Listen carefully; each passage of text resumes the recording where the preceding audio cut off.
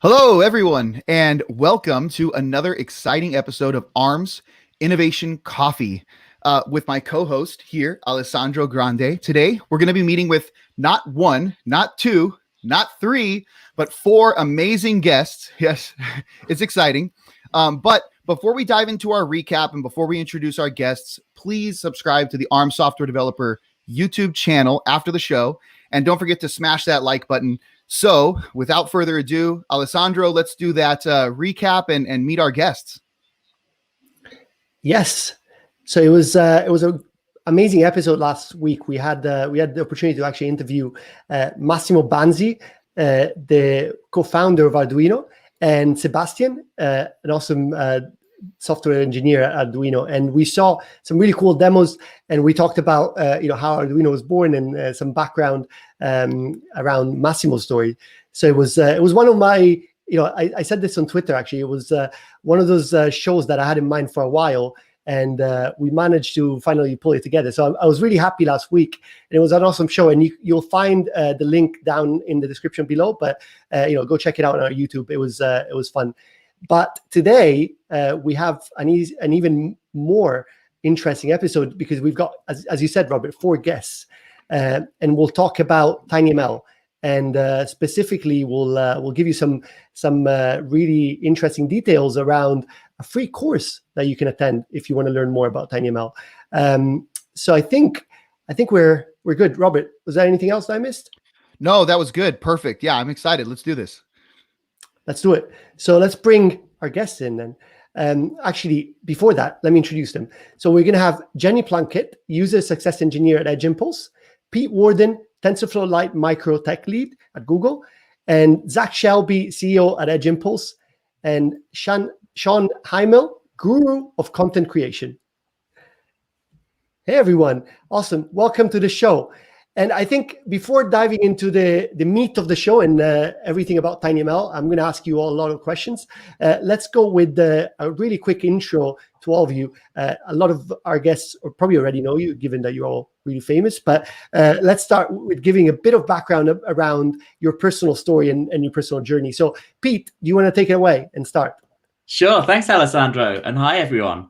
So I'm Pete Warden. I am the tech lead of Google's open source machine learning library for embedded systems, TensorFlow Lite Micro. And back in 2014, when I first joined Google, I met the team who were doing, and I'm going to have to be careful how I say this because I don't want everyone's device to go off, but okay, Google. Hopefully I left enough of a pause that didn't trigger everyone. And they were using a 13 kilobyte model to do their first stage of their voice recognition. And they were running this on very small, compact DSPs. And that just blew my mind. The fact that deep learning neural network models could be so useful in such a small form factor. And that really stuck with me. And over the years, while I was at Google and working on TensorFlow for mobile phones, I always wanted to see how much else we could do with machine learning in these really, really tiny, cheap, low power form factors. And that's really why I'm here. Awesome. So that was really good. Really quick introduction. That was good to know. How you got to TinyML. Later, I'll ask you what TinyML is, but let's leave that for a second, and let's go to the second guest, Jenny. You're up. Hi, everybody. I'm Jenny. I'm a user success engineer at Edge Impulse. I graduated from UT Austin a couple years ago with my electrical engineering degree, and then I got my start in the Internet of Things world at Arm. I was working on Mbed OS, and then I moved on to the Pelion device management platform. So that's how I know Jan and Zach at Edge Impulse. And just recently, a few months ago, I moved over to Edge Impulse, and now I'm helping our users be successful with our platform. Awesome. Thank you for that. And next on the list, Sean.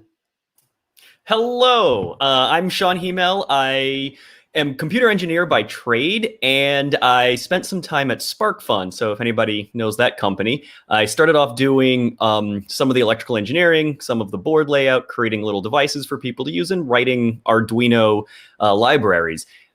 About a year and a half, 2 years into that, I got the opportunity to move into marketing, where I could do more videos, more tutorials, content creation. And that's really what set me on this course to do technical content creation. Is I think kind of my sort of official title is I do freelance content creation, where I make videos for companies and I help create things like courses, which I'm sure we'll talk about in a minute. And in the last couple of years, I got really interested in machine learning, and specifically how this can work on microcontrollers, coming from that computer engineering background. And it's just fascinating what you can do. I think it's opening up a new world of possibilities and the way we think about what these devices can do. So I'm excited to get into it, and I'm excited to actually meet Pete Warden for the first time. So for you, Sean, actually, I was actually hoping for a little bit of a personal anecdote before we dive into Zach. The bow tie. Are you able to share a little bit of why the bow tie?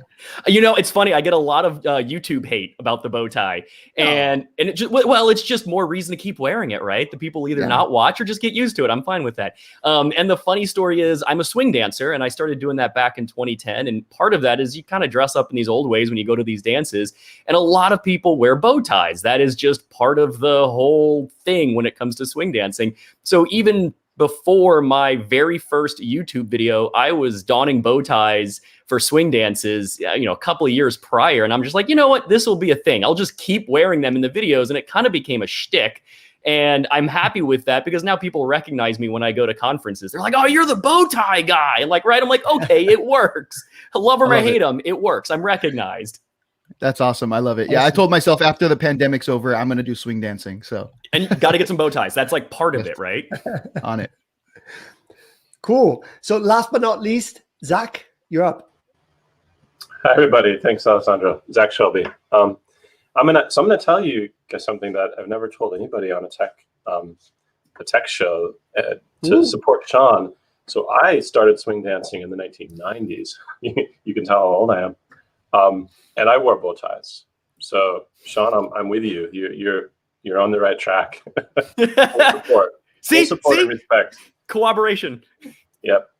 Hi, everybody. So I'm the co-founder and CEO of Edge Impulse, and I've had a long career working in embedded systems. I'm an embedded engineer. I love, the combination of embedded and the internet, security technology, and, how we can solve sensor problems. And, really similar to Pete, I came across the space of machine learning in embedded in kind of an accidental way, right? My team, while I was a VP at Arm, we were looking at, what's coming next in the technologies that we can apply to Cortex-M for the open source community. So, how can we get more out of Cortex-M? And what we noticed is that Moore's law caught up with embedded in a way that we were, doubling the amount of compute power that we have, the amount of math that we can do in these 32-bit microcontrollers every couple of years.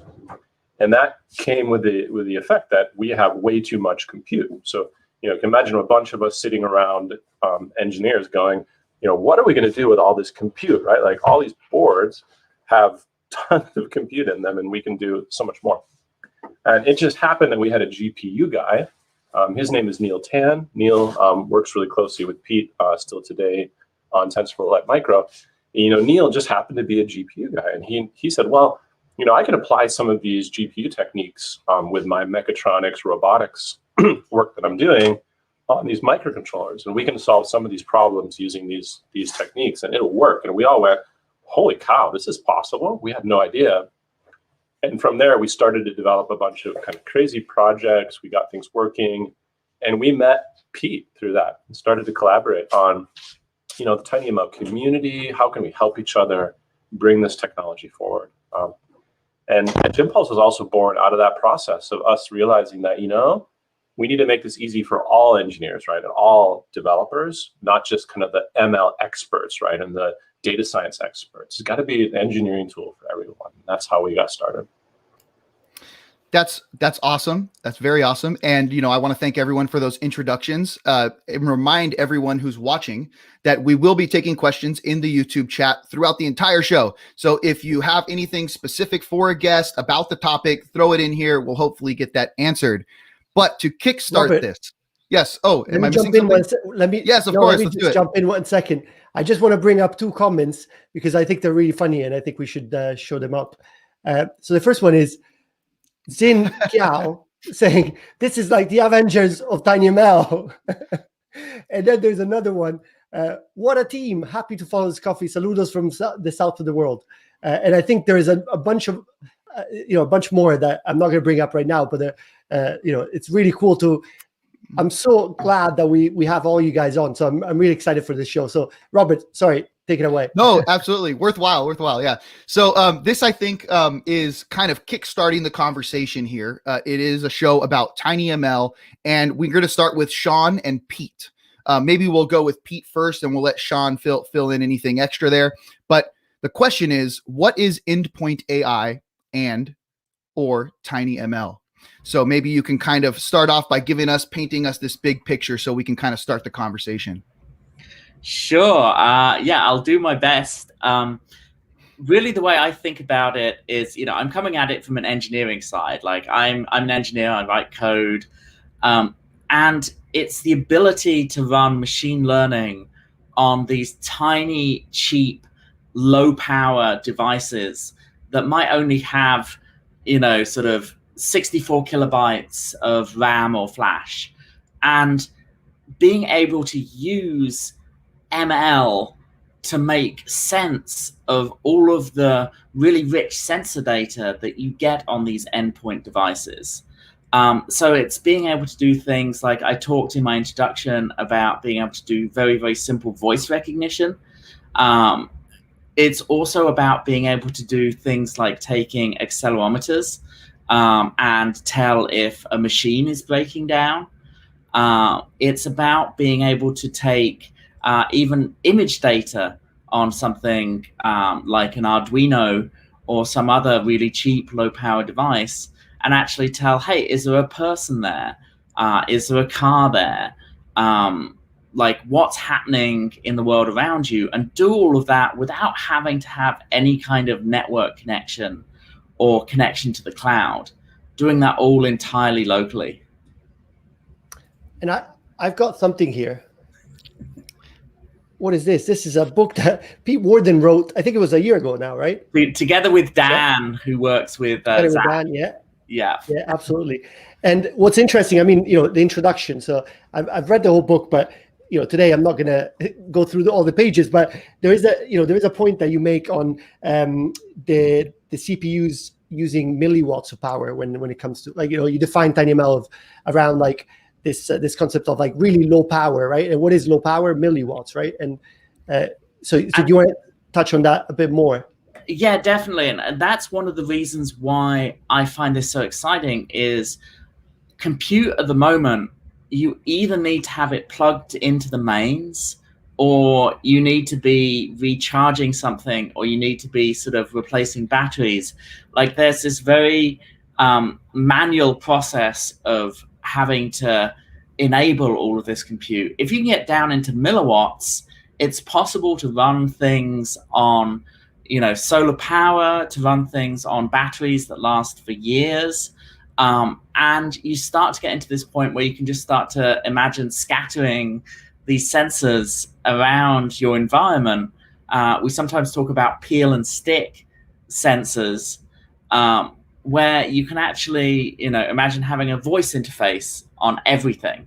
Anything that has a switch or a button, if you can get a nice voice interface chip for like 25 cents that uses almost no power, why wouldn't you have a voice interface? And maybe you can even like replace the switches and buttons with that voice interface. And the same for all sorts of other sensors. You can get into this world where we're just surrounded by compute in a way that just isn't possible if you have to plug everything in or charge batteries in order to enable that. Awesome. Yeah. So Sean, did you want to add? Oh, sorry. No, go ahead. I was actually going to say the same thing. Yeah. Yeah, So Sean, so did you want to chime in on that? Yeah. Sure, I'll add to what Pete's saying, and I think Pete hit the nail on the head when it comes to the engineering behind this, kind of why we do this and what's the need for it, because I think we're still discovering it. It's still a pretty new field, and we're coming up with new uses for why we would want to run machine learning algorithms on a milliwatt powered device, right? That it's part of the discovery phase. But I think from my perspective, something that this endpoint AI, this edge AI piece that comes in is kind of this complementary thing to Internet of Things, this IoT. As we start to see more and more sensors get out there, we start to realize that there are times where we don't have internet and we need these devices to make decisions on their own, or all these, think 100 devices on a vehicle or 100 devices in a factory, and that's just going to hog all of your bandwidth. And so what we can do is push some of that decision-making process down to the devices, so they're not having to transmit everything back to some central server or across the internet. It's what allows things like the Google Home, that okay, blah, blah, blah, Google, and your Alexa device, your Echoes, to recognize those keywords without streaming everything all the time. It's because we push some of that decision-making process down to those smaller devices, and it saves us power in the process. So I'm sorry, I have to, that's awesome. I have to I love how you did that. You don't want to trigger everyone's devices. But Alessandro, we should actually intentionally try doing that on one of these episodes just to see what happens. That's cool. Yeah. Cool. Awesome. Thank you for that, Sean. Does anybody else want to add anything, or should we move on to the next question? Yeah. Cool. So I think, so we talked about what is TinyML, right? I'm keen to kind of talk about another aspect of, I think is really important when it comes to, embedded in general, IoT, and specifically TinyML in this episode, the developer experience, and really kind of like, yes, you can do all this stuff, but actually, how can you actually do it, right? Like, what are the tools that you can use? So we've got Zach and Jenny from Edge Impulse here, and I think it's really interesting.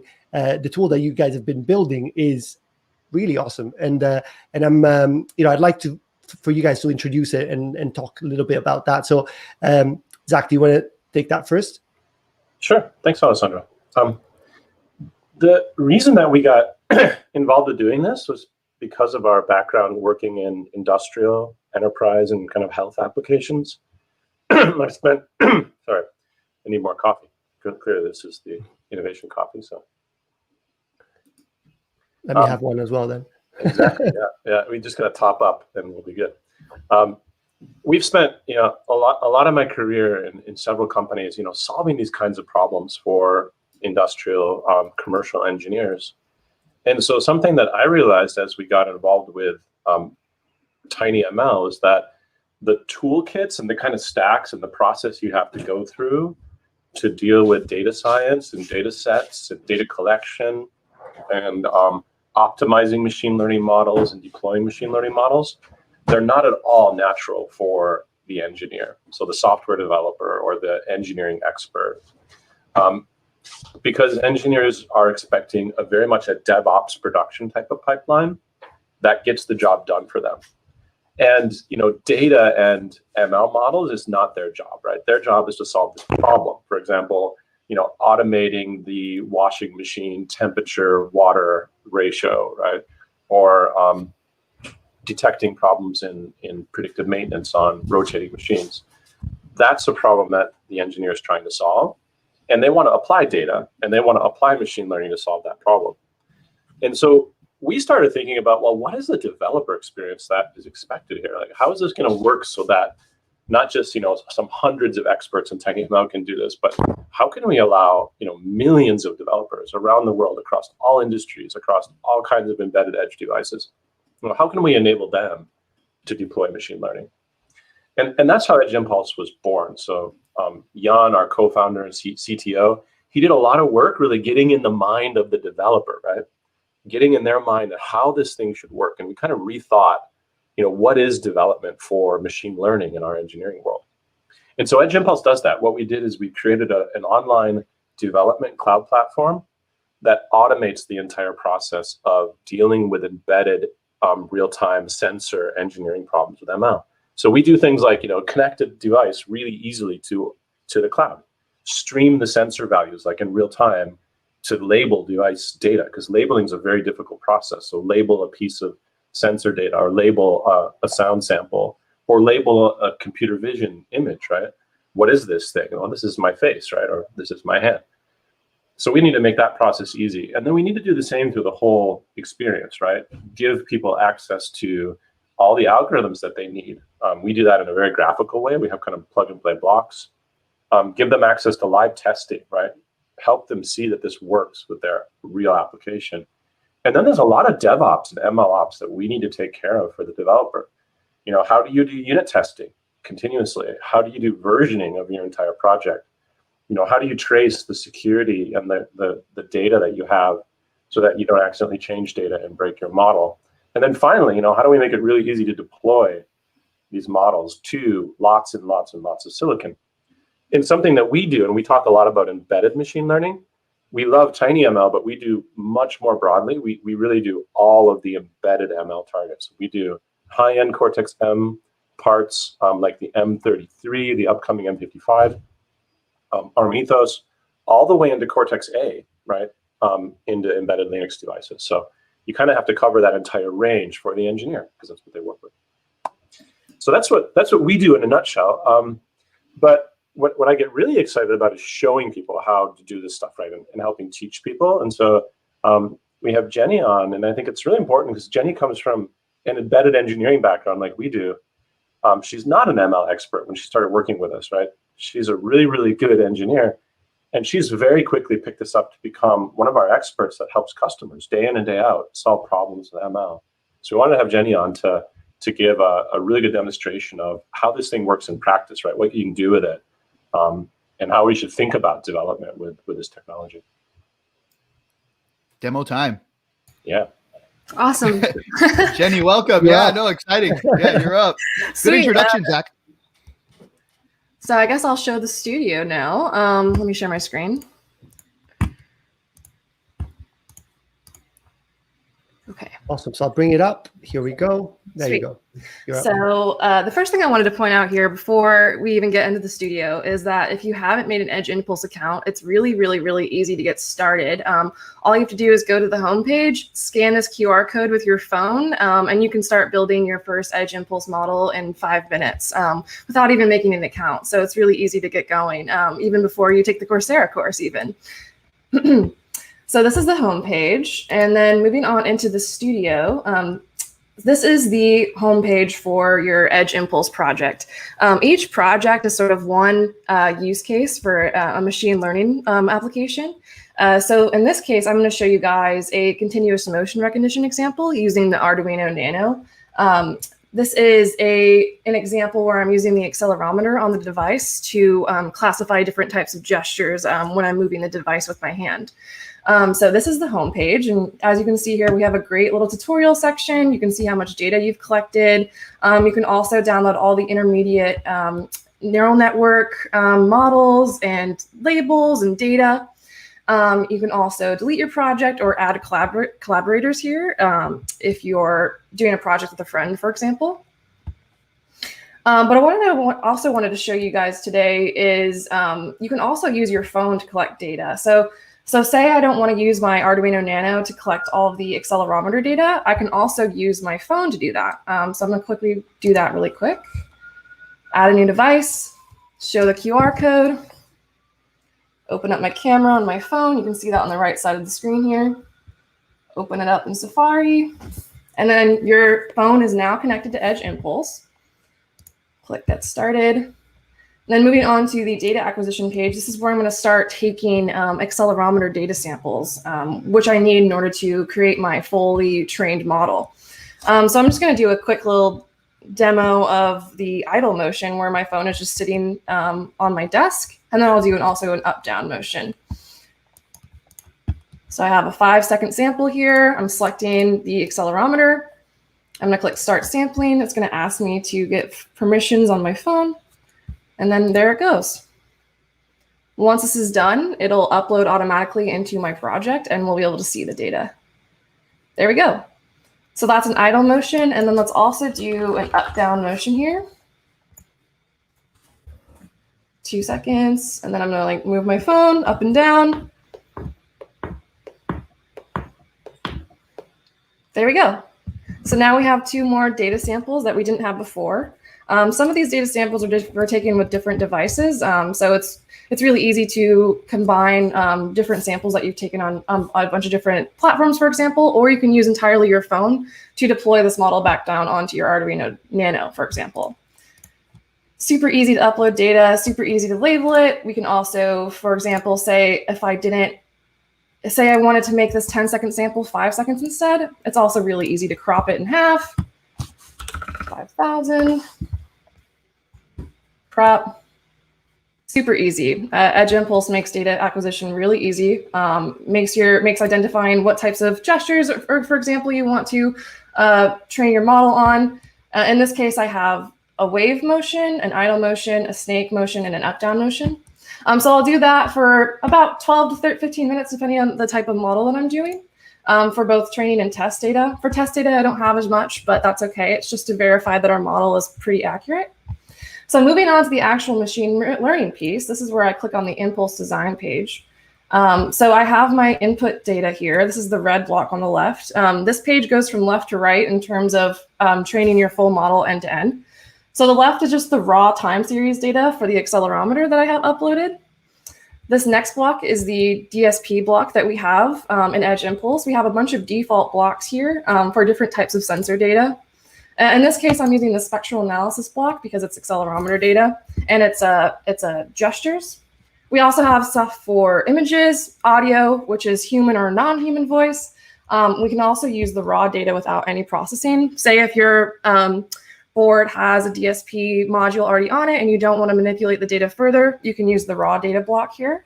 Or you can even create your own custom block and have that used for your own Python code in Edge Impulse.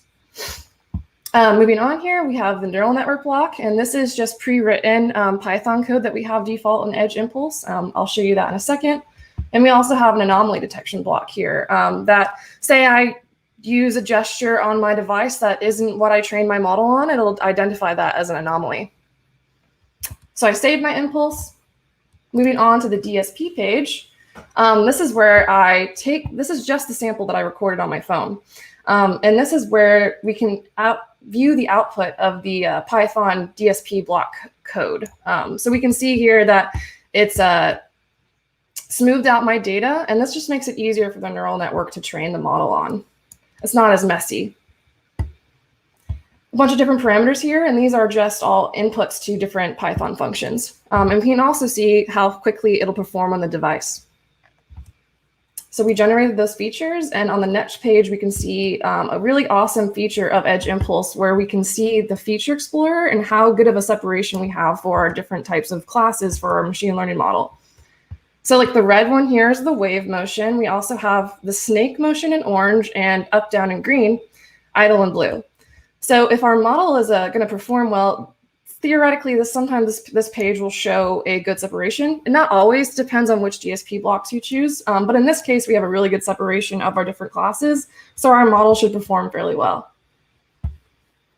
And then moving on to the machine learning piece, this is our neural network page. This is just default that we have in Edge Impulse, but we have the ability to add a bunch of different drag and drop GUI blocks in layers here in order to manipulate the type of neural network you want to train. So we have 2 different types of layers here that we already have pre-written. Like I said, these are just little Python snippets that we have made a GUI around, so it's really easy to use. I'm not a machine learning expert, so this is really easy for me to use. I can just click add, type in my parameters, and there it is. And once I've done that, all I have to do is click start training, and this model output section will pop up on the screen. But say I am a data scientist and I know a lot about Python, I can also write my own Python code by switching to the expert mode here. And we're just using TensorFlow and Keras in order to generate these models. And again, if I want to type my own Python code, all I have to do is click start training, and the same model will pop up on the right. So my model is looking really good. I get about 100% accuracy on each type of data. That's good. It means I have a lot of data that I've collected, and it's has a really good separation. This will change depending on the type of use case or model that you're creating. But for this case, this is awesome. It's what we want. And you can also see the on-device performance, again, for the neural network block specifically. So it'll take about 1 millisecond to inference a different class. It'll take 1.5K of RAM and about 15.3K of ROM, the flash memory on the device. The anomaly detection, again, is similar to the neural network classifier, but this is where we can input different types of data that we have output from the DSP block and process those in order to recognize which type of motion that we've collected is an anomaly. So this is really valuable in order to test your accuracy of your model and see what different types of gestures, for example, would identify as anomaly. Once I've done all that, I can also do live classification from my device. So say I want to collect new data from my phone. Oh, looks like I need to refresh. There we go. So my phone is connected. Say I want to collect brand new data from my phone and classify that on the fly. Edge Impulse makes that really easy. So all I have to do is click Start Sampling, and I'm just going to do an idle motion for this one since that's the easiest. So it's uploaded, and it's going to immediately start classifying that sample based on the model that I just trained. Here we go. So we can really easily see for the 5 seconds of data I collected, we can exactly see the raw features that the DSP block has outputted, or the raw features that we've collected. And we can also see the DSP block where it shows where our new sample shows on the terms of all the other training data that we have. So it lies exactly where it should be in the other idle data. And we can also see exactly on each point along the sample what it's classified it as. So this is really good. It's identified it as idle correctly. And we can also see where it sort of lies in the anomaly to explore. If it was really far away from the other trained data, that would be interesting. And we want to see, what is our model doing that made it classify in that area rather than where it's supposed to be. And then so I can also bulk classify all of my testing data here. This makes it really easy. Say I want to add another gesture, and I want to make sure all the other previous gestures show up as the same accuracy. I can bulk classify them all here on the model testing page. Should be pretty quick here.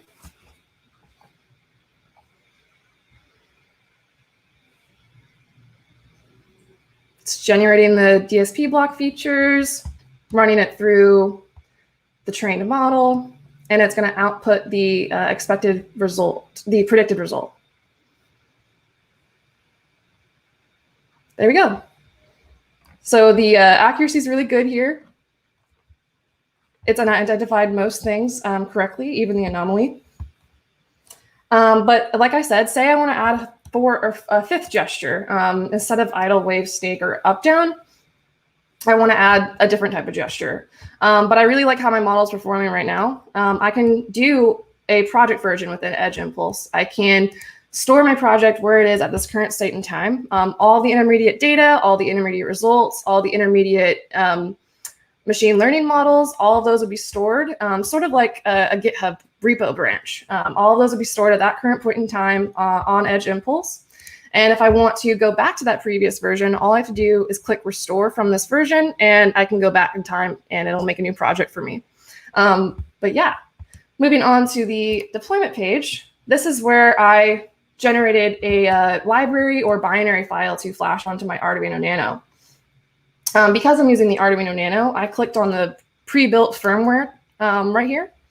But say my board is not shown here. What I'm going to do is I'm going to click C++ library or Arduino library, and I'm just going to integrate it like you normally would with any other IoT development application.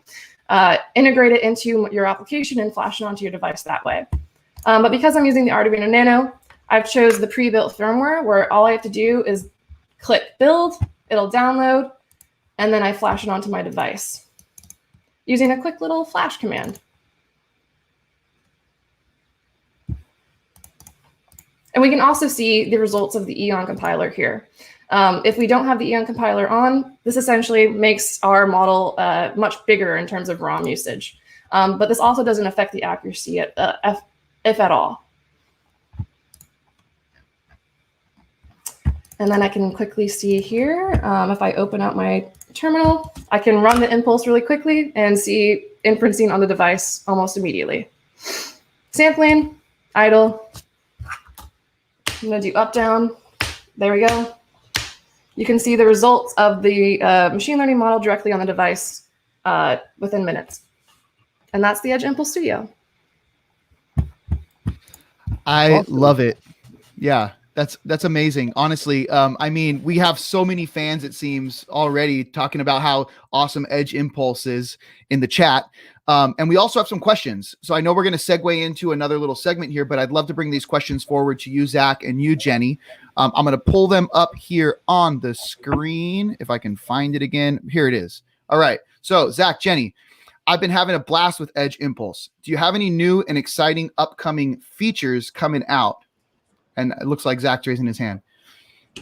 I think the real question is, can you keep up with all the features that we have coming out? So we just released integrated notes today. So that just went live, where you can actually take team notes on every step of the process, kind of like see a chat record of every change you've made. It's kind of like a distributed notebook, if you think about Python notebooks, but we do it as part of each stage of the process with versioning. So it helps you work on like team engineering projects. We have a bunch more boards being released, like 10 in the first half of the year. So you're going to see lots and lots more hardware, but don't let that slow you down. Like Jenny just showed, like you can do a C++ library export, which will build on just about anything. Like that C++ library, anything that's Cortex-M, Cortex-A, x86, you name it, you can build that library and just run it on your machine. So we have directions for that. We've got a really exciting feature coming soon around auto-tuning of model parameters. So not just AutoML, but something much, much broader, where you can auto-tune how your signal processing and feature extraction is configured, how your data set processing is configured, how the machine learning model is configured. So we're trying to help you like adapt to the data set you have with the ideal parameters. That's a really, really hard problem to solve. That's a few things to highlight. The other thing I would keep an eye out for is object detection. That is coming. We get asked really often for more advanced video image recognition. We do image classification today, like the whole image. We do have object detection coming, so you're going to be able to do much more advanced stuff on microcontrollers, but also on larger devices. Great answer, and I hope that helps. It sounds like it helps because Enrique says he can't wait for them. Awesome. Person asked a question. So there's two more. Let's try to knock these out if we can really quickly, and then if we can't, we'll put them towards the end of the show if we have some extra time. But this one comes from iShot JR, one of our veteran attendees here, great community guy. Edge Impulse makes it easy to do a machine learning, but there are also a billion little settings, of which I understand some, but not all. How can I gain knowledge on how to tune those parameters? I think the right answer is Sean's course, which we're going to talk about soon. That's going to be one way. We also have a great course from Harvard edX that goes deeper into the technology behind these things. And also point out that Edge Impulse isn't the black box. We are an engineering platform, so we want to make sure that all those algorithms, you can find the code for those. You can see what's happening. You can try to understand those. So I think documentation is one part, but also deeper understanding if you want to see what's happening behind the scenes in signal processing as well as in ML. So it's a chance. Think of it as a chance to learn more. Awesome. Okay, and let's knock this one out here. This one is from Andrea. If the features partially overlap in the feature space, is there any option to improve this situation? That's a tricky question. So I think feature engineering and signal processing is something that's been kind of underappreciated in the machine learning research world, and it's super important in TinyML. We also sometimes as humans have problems thinking about feature spaces because they're highly multidimensional, right? Like that feature space that Jenny just showed, where you saw that 3D graph, that was only one dimension from each axis. There's actually 11 different parameters per axis. That comes to like a 100-dimensional problem. So there's really 100 different ways you could visualize that. So even if something looks like it's overlapping a little bit, in some other dimension of different parameters, it wouldn't be overlapping. The machine learning takes all that into account. What you can do is try to either do more precise feature extraction. So you do like different, better signal processing, maybe more exact, maybe higher frequency. Or you can try to take better data samples, right? Data samples that are more clearly differentiated from each other so that the machine learning can learn the difference. And Carlo, we're going to hold on. Thank you very much, Zach, by the way. Thank you so much. We're going to hold on to your question, Carlo, for the end. And we're going to move on to this next segment because we need to hear more from Pete and Sean now. So Alessandro, you're up. Yeah, I think we're, we looked at the development world, right, and the tools. I think, let's move one step below that. So it's Pete's time. Let's talk about what makes all this possible actually at the kind of software level beyond the tool, right? So you've the TensorFlow Lite Micro tech lead, and this is kind of what sparked this whole TinyML revolution, right? So I'm really keen to have you kind of describe to us in really simple terms, to us that don't have all the knowledge that you have, what TensorFlow Lite Micro is and what it's capable of. Oh, definitely. Yeah, I'd love to. And to be clear, I there's a whole world of really interesting frameworks happening out there, like MicroTensor with Neil Tan was one of the very first, even before TensorFlow Lite Micro was out there.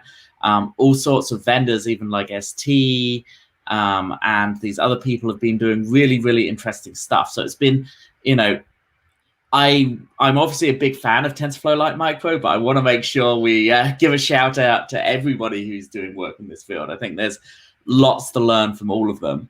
And really what TensorFlow Lite Micro is about is doing the math for neural networks. The nice thing, one of the really appealing things about neural networks for embedded applications is that they are almost entirely like functional math. They're just doing hundreds of thousands or millions of multiply adds effectively in a very specific pattern and with very specific coefficients to kind of do the pattern matching to get the answer that you want. So TensorFlow Lite Micro really tries to be the best solution to running that math on these environments, these embedded systems with extreme constraints. You might only have like tens of kilobytes of memory available, but you need to do some machine learning. So a lot of the work with, a lot of the reason that TensorFlow Lite Micro exists is to try and come up with a really compact solution that will run on these embedded systems and help you run these ML models, but is still kind of easy enough to use and integrates with the rest of the whole TensorFlow ecosystem. Awesome. Thank you. That was a great answer. Cool. I think, so we've kind of, I'll let you do show off some stuff that I know you've got in the background. But before that, I just wanted to kind of just talk about the third level, right? So we talked about the tools, the machine learning world, the tools. We talked about TensorFlow Lite Micro that sits kind of in the middle above the device.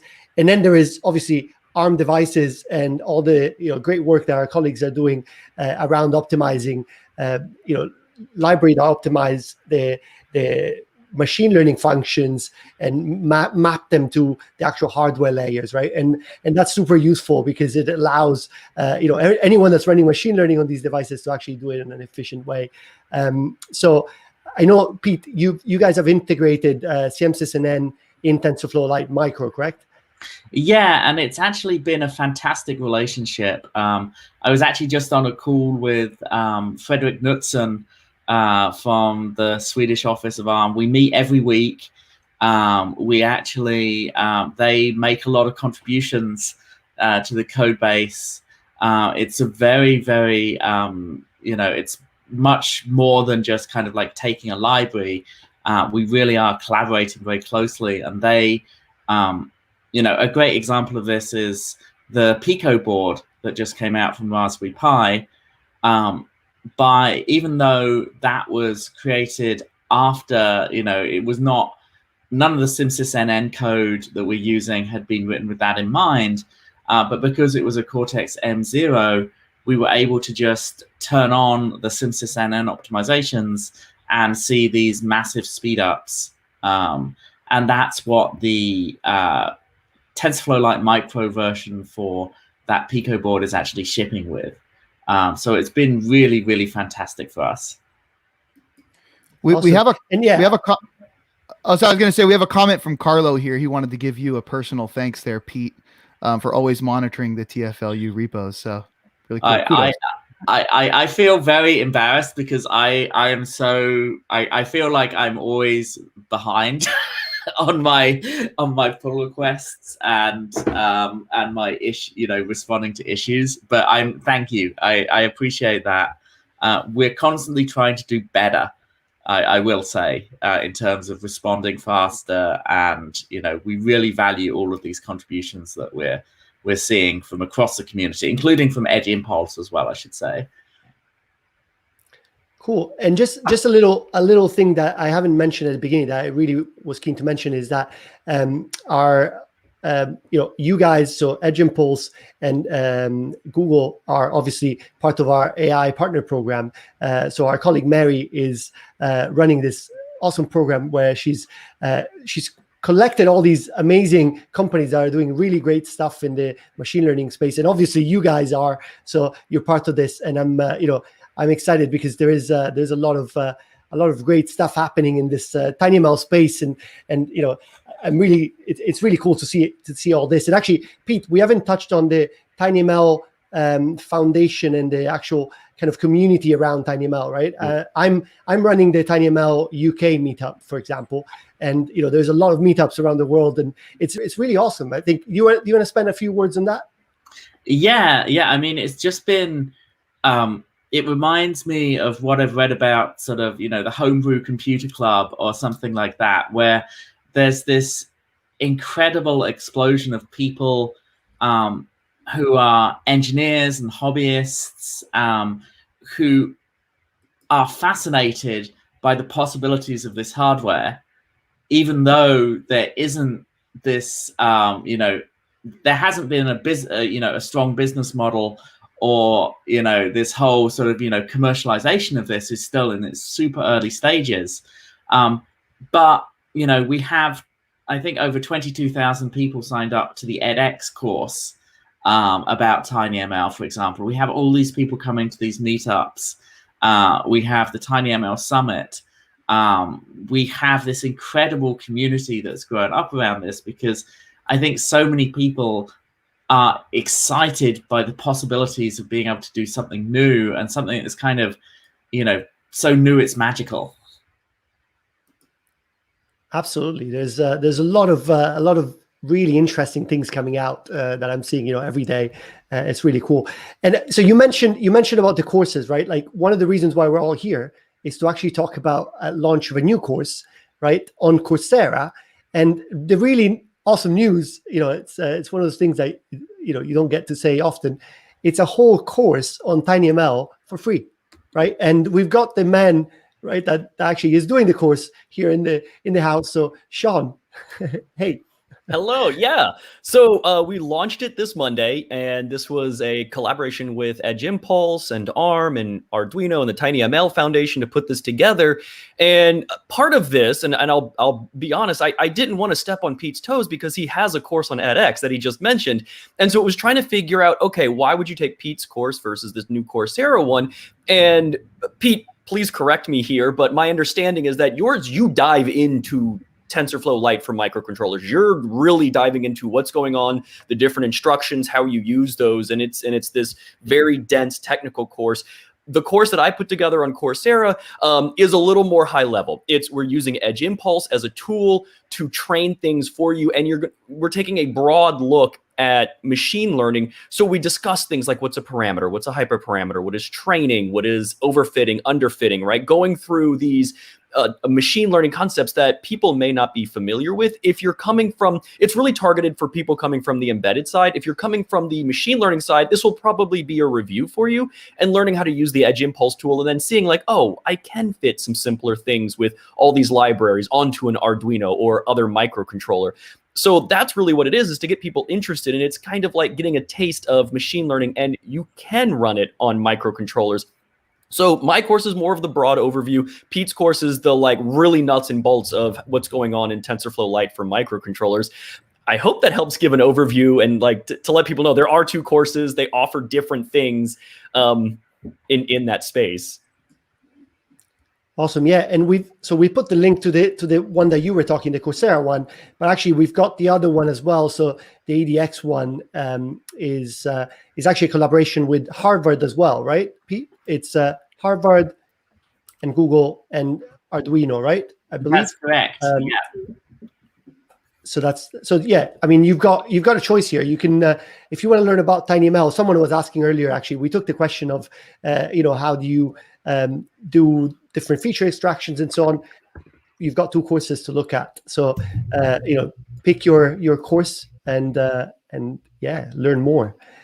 Cool. So I think we've got a couple of other things. I think actually we talked about your course. I think you've got a demo that you can showcase that's kind of related to, well, you teach that on the course, right? How to actually develop that. So I think it might be worth bringing that up. Yeah, sure. Are you ready? Yeah. Let me turn it on here. It's going to fire up. So this is actually a Halloween project that I made a few years ago, and it's using a bunch of mostly Adafruit parts. There's one SparkFun board on here that's doing some power stuff for me. So this is the SAMD21. This is their Feather M0, and this is just basically a lights and sound board. It controls the lights. It's got a little smoke machine that's not working right now, but it was working, and it controls a little sound. And there it goes. I just had a false positive for anybody taking the course. There you go. It requires more tweaking. So what I have is I trained a model, and this is an STM32L432KC, and this is the one that's actually running the machine learning. So I just recorded a bunch of people saying a particularly famous Halloween phrase, and when they come to the door, this was in this ceramic pumpkin. So somebody comes up, knocks on your door, and says, "Trick or treat," and it would do that. Now you saw a false positive earlier. The one lesson in the course that I bring this up for is the fact that I only trained it with an adult male and adult female voice, which meant that it didn't pick up kids' voices, which was really interesting. And it's an important lesson, I think, in some of the limitations in ethics. Like if you don't consider the ethical implications or having an unbiased data set, you may completely miss out on what your target audience is. So it's just something to keep in mind, and I use it as a story. Or maybe it's meant to scare adults off. That could be just the adults. Yeah. No, that's really cool. Cool. We've got 5 minutes left. I think we might have a couple of questions. Robert, you could fetch them while you do that, perhaps. Maybe a question on use cases. Like what do you guys see? There's a lot of stuff happening already, but what do you see in the future? Like where is this going? Pete, do you want to kind of maybe spend a few words with that? I know you have a lot of ideas there. Yeah, so I've talked about voice interfaces. I think they're super important. There's all sorts of applications like agriculture, spotting pests, even listening out for like sounds of different mosquitoes and things like that is a really interesting application. Medical applications, actually having small battery powered devices that are looking at things like pulse ox sensors. There's all sorts of things inside buildings. Back when I was working in the office at Google, if it was a really boring meeting and I didn't move enough, the lights would go off. I would love to have something that actually was looking to see, is there a person there? How many people are there to control the AC and all these sorts of things? I can go on for ages, but I want to let other people jump in. Yeah. Any other thoughts on that? One thing that I've seen a lot that's interesting is the idea. I think somebody mentioned it earlier there, Zach or Pete, this idea of predictive maintenance and being able to spot when there's a problem before the problem occurs. And that's something that we talk about in my course, is looking at accelerometer data to say, hey, can you find when there's a problem with a motor? Is it offset? Is it rumbling in a weird way? And the idea is like, oh, let's put it on a satellite or on some expensive piece of industrial equipment. Can you spot a problem and get in there and fix it before it blows up your whole machine, costing you like thousands or millions of dollars? So predictive maintenance is a really good one, and an interesting application for TinyML, I think. And I've got one that we've just finished in a commercial deployment, which I think is really important, right? What are people really doing in the field? We worked with a European manufacturer of electric pole, like electric line insulators. So these little circular ceramic things that go on every power pole. They make a smart sensor that goes on those insulators. And it turns out that that sensor can measure the current overflow. And when you use machine learning, you can measure really, really precise current patterns, like lightning strikes, branches hitting lines, branches being damaged, ice buildup. And you can do that at very low power. This is a Nordic NRF91 based design, super low power. When it detects something with ML, it uses NB-IoT to go tell the power company what's happening. And that is game changing. That is absolutely like world changing. You think about California's forest fires, a lot of these forest fires could have been prevented with this kind of technology. So we're seeing real world impacts from TinyML already today. Awesome. Okay, cool. This is awesome. Those were some great answers and amazing guests. But I do want to be conscious of everyone's time. You know, there's so many people on this call. You all have so many important things to do. Thank you, everyone who's watching out there. You spent your hour with us. We're honored. But there is just a couple things we want to plug here. There is an amazing member of our community, Arijit. He joins all of our calls, and he actually runs a really cool community called TinyML Aspirants. And so I want to just invite everyone who is into TinyML. This is just an amazing group. So this is their Discord server. Make sure to screenshot this or just watch the video later. They have an amazing Discord server where they're, answering stuff about TinyML, working together as a community. And then this is their Twitter channel. So, at TinyML Aspirants, go follow them. Arijit, thank you so much for being an amazing community member. And we love having you here on the show every week, and look forward to all the cool things that you're doing. Besides that, I'm going to give my thank you to all of you guests for joining us. Zach, Jenny, Pete, Sean, you guys are awesome. Thank you so much. And I'm going to let Alessandro close out the show. So yeah, this was amazing. Thank you. Yeah, I'm, again, I'm just going to reiterate what Robert said, but before kind of closing, I just wanted to give you guys just a few last seconds. If you want to plug anything or say anything specific that you haven't said already, really quickly, I'll give you a chance to do that. Yeah, I just want to say thanks for having all of us on the show. It was great to be able to chat with, Pete, Zach, and Jenny, and both of you guys for and just about TinyML, where it's going, and just seeing Arm's perspective on it too. Awesome. Well, thank you so much to all our guests. It was a really awesome show. It was like the dream team. I mean, I think a lot of people actually said that on the chat, right? It was really a dream show, and I'm really I'm really glad for all you guys and being here, and it was really nice to talk to you. So we talked about two things today, two courses, right? So we talked about TinyML in general. We talked about the Coursera free course that you can do for learning all about TinyML with Edge Impulse, Arm, Coursera, and Google. And we talked about the edX course as well that Pete is running with Harvard. And so it's Google, Harvard, and Arduino. And that's a more deep course, as we said. So feel free to check that out. And again, thank you all for watching this show. It was really great to have you all here. And thank you to all the guests, Pete, Sean, Zach, and Jenny. Thank you. Thank you. Guys. Cheers. Thanks.